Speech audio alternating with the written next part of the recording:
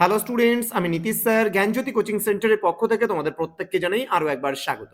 তো স্টুডেন্টস, আজকে আমি তোমাদের সঙ্গে যে বিষয়টি নিয়ে আলোচনা করব সেটা হচ্ছে NEP first semester major Bengali suggestions থেকে তোমাদের সঙ্গে আলোচনা করব ইউনিট 3 এবং ইউনিট 4 এর কোষ গ্রন্থ এবং তুর্কি আক্রমণের কিছু বিষয় নিয়ে। ওকে, কোষ গ্রন্থ এবং তুর্কি আক্রমণ থেকে একসাথে কিন্তু আমরা এই দুটো ইউনিটের একসাথে সাজেশন তোমাদেরকে প্রোভাইড করছি, আলাদা আলাদাভাবে প্রোভাইড করছি না। তোমরা অবশ্যই আজকের এই ক্লাসটি দেখো এবং লাস্ট পর্যন্ত দেখো তোমাদের কোশ্চেন প্যাটার্ন অনুযায়ী কি কি প্রশ্ন পড়তে হবে এই দুটো টপিক থেকে বা দুটো ইউনিট থেকে, সেটা নিয়ে আজকে আলোচনা করব। যারা ফার্স্ট টাইম আমাদের চ্যানেলে ভিডিওটি দেখছো তারা অবশ্যই চ্যানেলটিকে সাবস্ক্রাইব করে পাশে থাকা বেল আইকন অল প্রেস করে রাখো, যাতে নেক্সট টাইম থেকে কোনো ভিডিও আপলোড করলে তার নোটিফিকেশন সবার আগে তুমি পেতে পারো।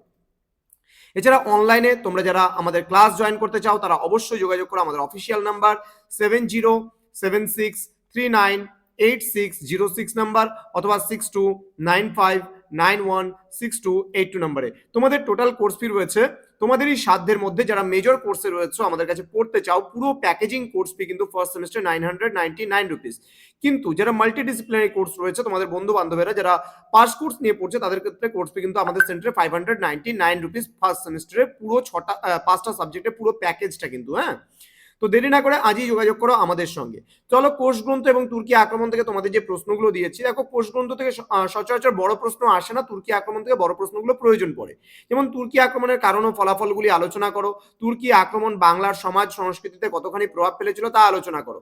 নেক্সট, অন্ধকার যুগ বলতে কোন সময়কে বোঝায়, এটি কোন কেন অন্ধকার যুগ, অন্ধকার যুগের স্বরূপ সংক্ষেপে আলোচনা করো। প্রশ্নমান 6-এর জন্য তোমরা পড়বে সুভাষিত রত্নকোষের পরিচয় দাও এবং সুযুক্তি কর্ণামৃত সম্পর্কে আলোচনা করো। এটা কিন্তু কোষ গ্রন্থ থেকে দেওয়া হয়েছে। এবার প্রশ্নমান 2 এবং 3-এর জন্য তোমরা কি কি পড়বে সেটা একটু বলে দিচ্ছি। বাংলা ভাষার উৎপত্তিকাল কোনটি, কোন ভাষাতাত্ত্বিকের মতে সবচেয়ে বেশি সমর্থন জানানো হয়েছে, কোন পণ্ডিত তার মতের প্রতি বিশ্বাস রাখেননি। নেক্সট, গৌড়ীয় রীতি বলতে কি বোঝো, সুযুক্তি কর্ণামৃত গ্রন্থটি কে সংকলিত করেন, এতে কতজন কবির কতগুলি শ্লোক পাওয়া যায়। পরে কোশ্চেন, সদুক্তি কর্ণামৃত গ্রন্থের বিষয় কি, আলোচ্য গ্রন্থের কবিতাগুলি কয়টি ভাগে বিন্যস্ত ও কি কি।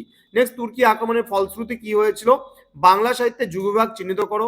নেক্সট, বাংলা সাহিত্যে মধ্যযুগকে কয়টি ভাগে ভাগ করা যায় ও কি কি। নেক্সট বলছে চৈতন্যকে কেন্দ্র করে মধ্যযুগের বিভাজন কিভাবে গড়ে উঠেছে।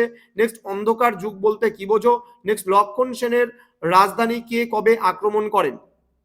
তো এই কয়েকটা প্রশ্ন পড়লে তোমাদের কিন্তু তুর্কি আক্রমণ এবং কোষ গ্রন্থ থেকে হয়ে যাবে। তো স্টুডেন্টস, তোমাদেরকে বলে রাখি, আমি পরবর্তী পার্টের সাজেশনসগুলো খুব তাড়াতাড়ি আগামী কাল পরশুর মধ্যে আমি পুরোটা কভার আপ করে দেবো।